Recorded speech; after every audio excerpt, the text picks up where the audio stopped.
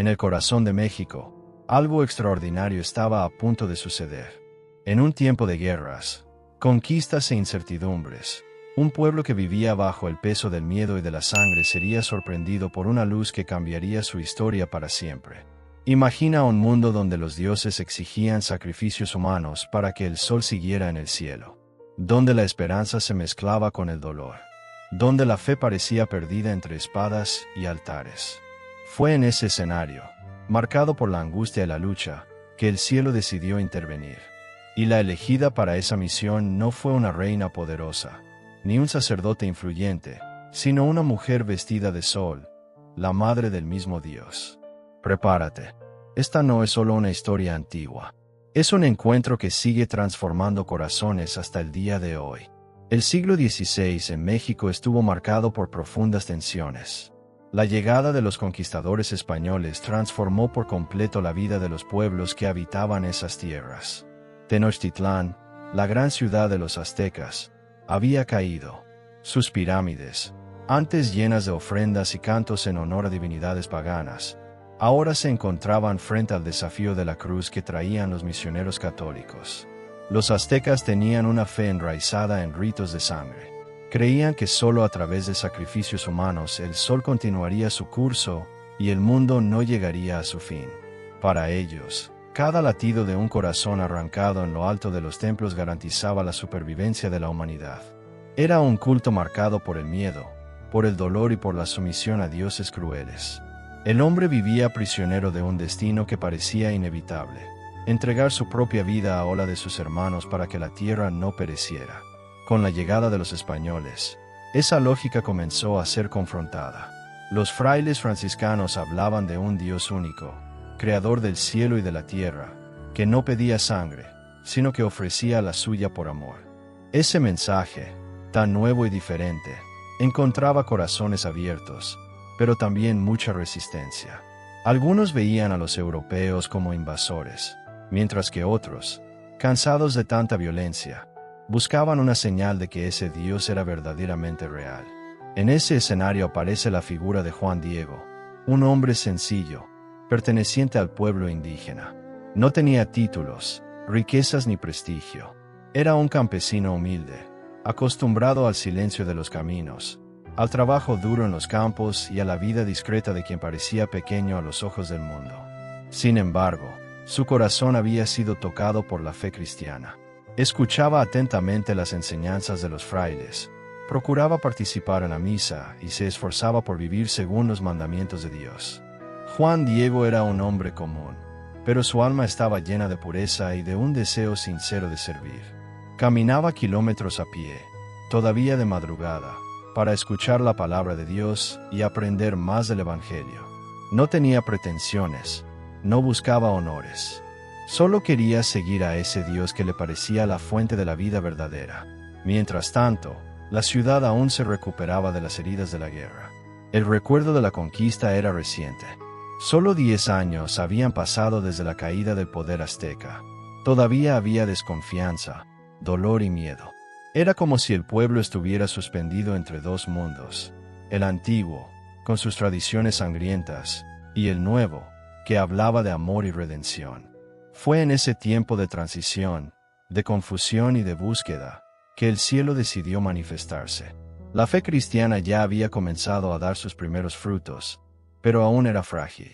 Muchos indígenas se sentían lejos de esa religión traída de tierras lejanas, presentada en una lengua que no comprendían del todo. Necesitaban una señal cercana, algo que hablara directamente a su corazón con simplicidad y ternura. Y fue justamente así como Dios actuó. Eligió al más humilde para ser su mensajero. No a un conquistador, no a un obispo, no a un hombre de poder, sino a un indígena pobre, viudo, sin influencia alguna, que caminaba solo por los caminos fríos del amanecer. Alguien que, a los ojos de los poderosos, no tenía importancia, pero que a los ojos de Dios era precioso. Juan Diego llevaba consigo no solo su humildad, sino también el dolor de su pueblo. Conocía la opresión, la miseria y la pérdida. Sabía lo que era vivir entre dos mundos, cargando las tradiciones de sus antepasados.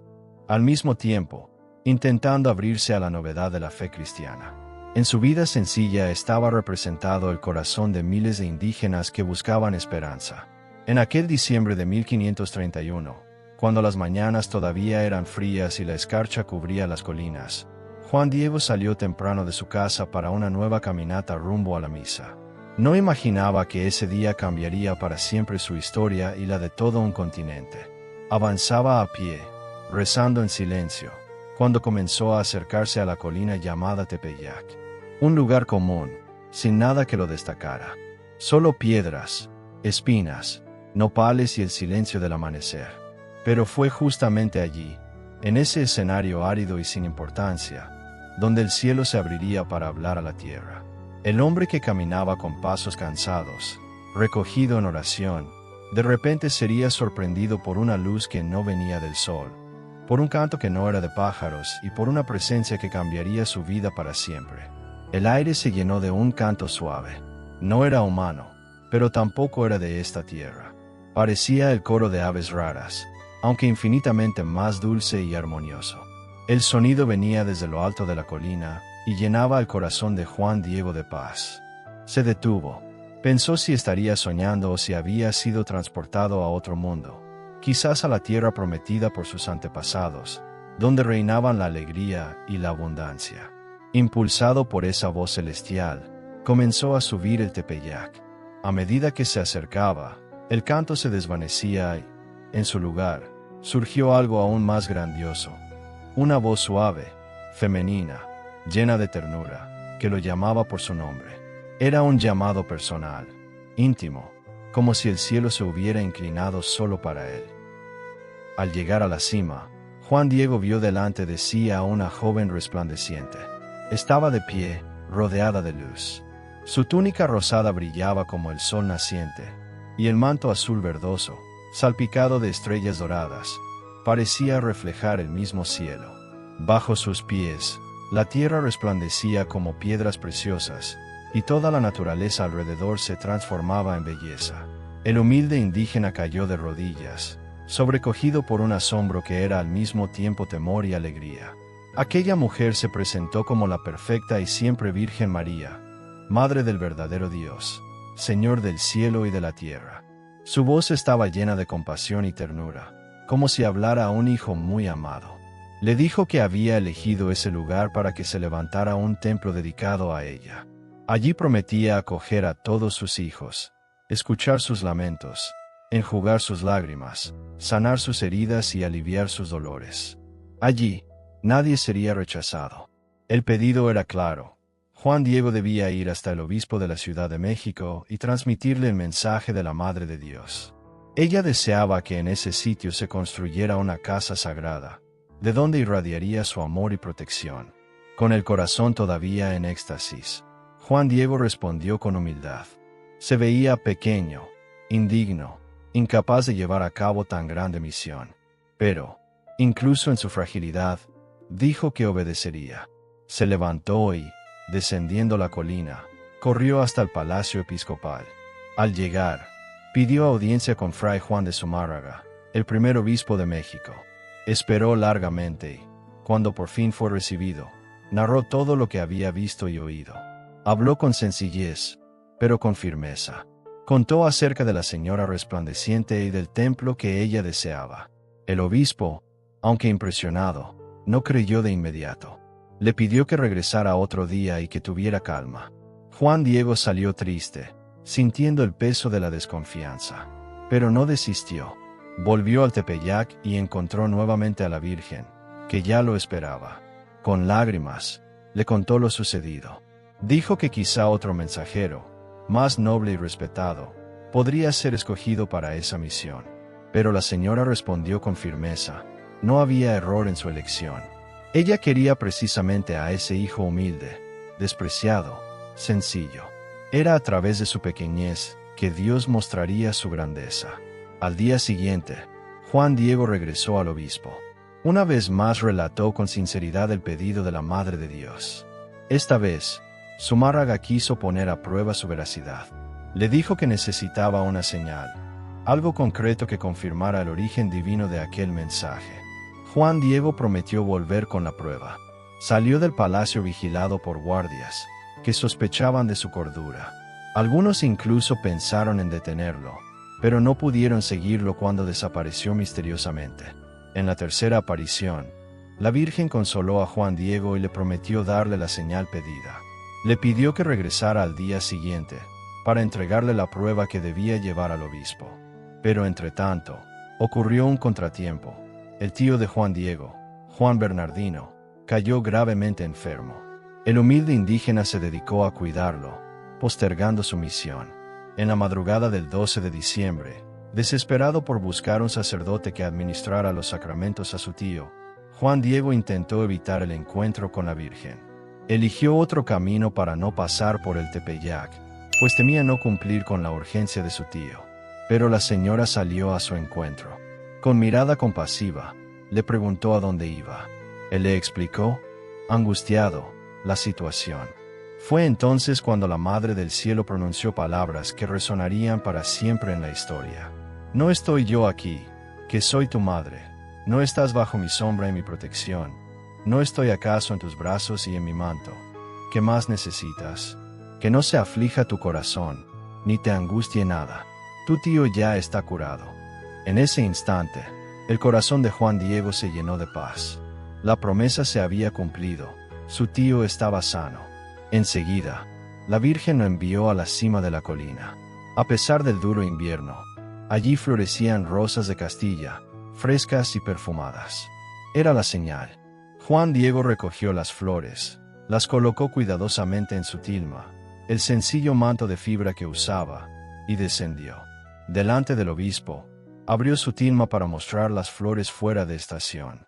Y entonces ocurrió el milagro. En el tosco tejido se estampó la imagen de la señora tal como había aparecido en el Tepeyac, la Virgen de Guadalupe. El obispo y todos los presentes cayeron de rodillas, emocionados y atónitos. Aquella imagen, formada de manera inexplicable, era el sello divino del mensaje. La Madre de Dios había dejado no solo una señal, sino su propia presencia. El silencio se apoderó del salón episcopal. Todos estaban de rodillas ante la tilma abierta, donde resplandecía la imagen de la Virgen. El manto humilde de Juan Diego, que poco antes llevaba solo flores, ahora contenía una presencia viva. Era como si el cielo hubiera tocado la tierra y dejado allí su marca indeleble. El obispo Zumárraga, conmovido, no pudo contener las lágrimas. Comprendió en ese instante que no se trataba de un delirio, ni de una ilusión, sino de una señal directa de la Madre de Dios. Pidió perdón por haber dudado y acogió a Juan Diego con ternura. Ese mismo día ordenó que la tilma fuera llevada al oratorio particular del palacio, para que fuera custodiada y venerada. La noticia del milagro se difundió rápidamente. Muy pronto, personas de toda la ciudad corrieron para ver con sus propios ojos la imagen prodigiosa.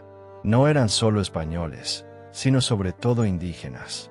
Gente sencilla, que hasta entonces veía el cristianismo como una fe lejana, hablada en una lengua extranjera y representada por costumbres ajenas. Al contemplar a aquella mujer estampada en el manto, reconocieron en ella señales que hablaban directamente a su corazón. El manto azul verdoso, adornado con estrellas, les recordaba el firmamento. La luna bajo sus pies evocaba símbolos de sus antiguos ritos.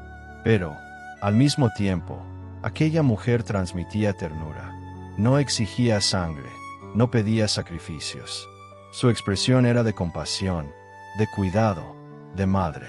Para muchos, fue el momento en que comprendieron que el Dios anunciado por los misioneros era verdaderamente el Dios vivo, que no abandona a sus hijos. La devoción creció como fuego encendido. En pocos años, millones de indígenas pidieron el bautismo. Lo que los frailes no habían logrado con discursos y catequesis, la Virgen de Guadalupe lo realizó con un simple gesto materno. Ella se presentó no como una figura distante, sino como una madre cercana, que hablaba en la lengua del pueblo, que se revelaba a un hombre pobre y que se mostraba en los colores y símbolos que ellos comprendían.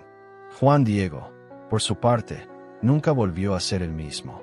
De hombre sencillo y desconocido, se convirtió en mensajero de la Madre de Dios. Pero lejos de buscar honores, permaneció humilde. Vivía retirado, cerca del lugar de la aparición, donde comenzó a levantarse el templo. Pasaba sus días en oración, acogiendo a los peregrinos, narrando con sencillez lo que había visto y transmitiendo a todos el mensaje de María: confianza, amor y esperanza.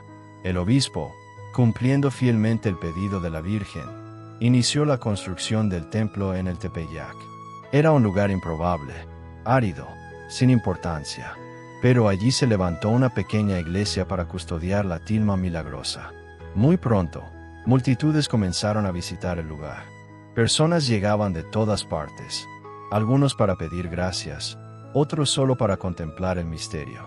Muchos traían consigo sus dolores, enfermedades y sufrimientos. Y poco a poco, comenzaron a multiplicarse los relatos de curaciones y milagros. Mientras tanto, en la casa de Juan Bernardino, otro milagro ya había ocurrido. El tío de Juan Diego, que estaba al borde de la muerte, se recuperó por completo. Y más aún, también él dio testimonio de haber visto a la Virgen, quien le reveló su nombre. Le dijo que la imagen debía ser llamada Santa María de Guadalupe. La elección de ese nombre no fue casual. Guadalupe resonaba como palabras familiares entre los indígenas, pero también evocaba la devoción española a la Virgen de Cáceres, creando un puente entre dos mundos. Así, la imagen se convirtió en un signo de unidad. Españoles e indígenas, antes enfrentados por guerras, ahora se encontraban a los pies de la misma madre. La devoción común ayudó a sanar heridas, a acercar culturas y a construir una nueva identidad espiritual para el pueblo mexicano. La tilma, por su parte, permaneció intacta, a pesar de estar hecha con fibras frágiles que deberían haberse descompuesto en pocos años. Los siglos pasaron, y la imagen sigue preservada de manera inexplicable. Muchos estudios se han realizado a lo largo de la historia, intentando explicar su origen. Ninguno ha logrado descifrar cómo se formó aquella pintura. No hay trazos de pincel, no hay pigmentos que se desgasten, no existe lógica científica que explique su conservación. Pero el mayor milagro no está solo en la imagen. Está en la transformación de los corazones.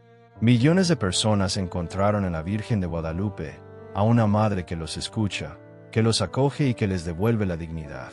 Ella se convirtió en el rostro materno de Dios para un pueblo que había sido marcado por el dolor. Juan Diego continuó su vida en sencillez.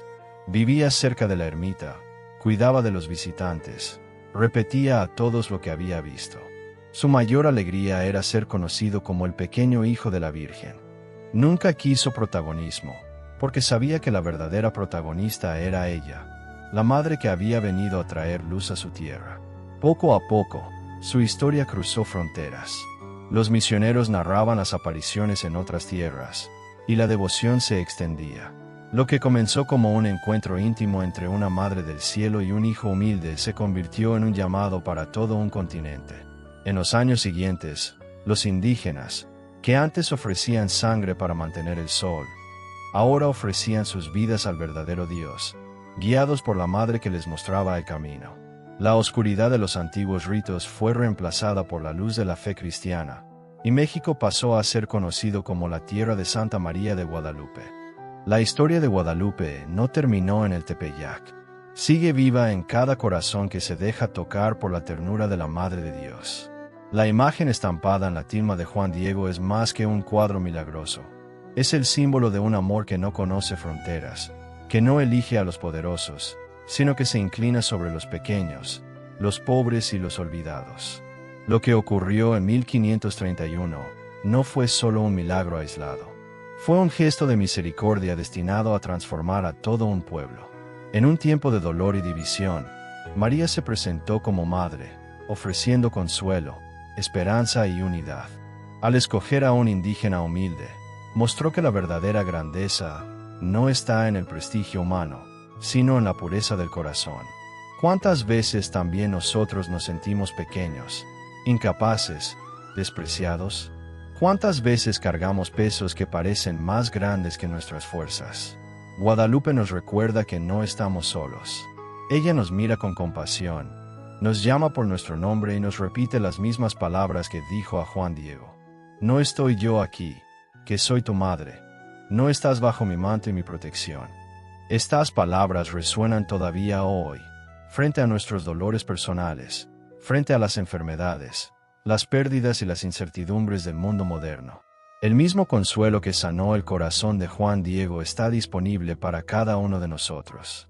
María no es un recuerdo distante, sino una presencia viva, que intercede y cuida. Y la tilma, preservada milagrosamente por siglos, sigue siendo una señal para todos los pueblos. Científicos, creyentes e incrédulos la contemplan y se preguntan, ¿cómo puede una imagen resistir tanto tiempo, sin desgastarse? Pero, para quienes tienen fe, la respuesta va más allá de la ciencia. Ella permanece porque es obra de Dios. Es el recordatorio visible de una promesa invisible. Nunca estaremos abandonados. El mensaje de Guadalupe atravesó los siglos y llegó hasta nosotros. Ella nos llama a la confianza, a la unidad y a una fe firme. Nos recuerda que, incluso en los momentos más oscuros de la historia, Dios envía su luz. Y que esa luz viene muchas veces por el rostro materno de María, que se presenta no como una diosa distante, sino como una madre cercana, que comprende nuestras lágrimas y acoge nuestras oraciones. Por eso, al contemplar la historia de Juan Diego, somos invitados a mirar también nuestra propia vida. ¿Dónde necesitamos la presencia de María? ¿En qué heridas necesitamos su consuelo? ¿Qué áreas de nuestra existencia aún necesitan escuchar sus palabras de esperanza? Hoy, frente a tantas luchas e incertidumbres, María de Guadalupe sigue llamándonos a la confianza. Nos recuerda que somos amados, que somos vistos y que nunca estamos solos. Y si lo permitimos, también transformará nuestra vida, así como transformó la de Juan Diego y la de todo un pueblo. Que esta historia nos inspire a vivir con más fe, más esperanza y más amor. Y ahora te hago una invitación. Escribe amén en los comentarios, si tú también confías en la mirada materna de la Virgen de Guadalupe. Comparte este video con alguien que necesita escuchar estas palabras. Y que María, la Madre de Dios y nuestra Madre, cubra a ti y a tu familia con su manto de estrellas.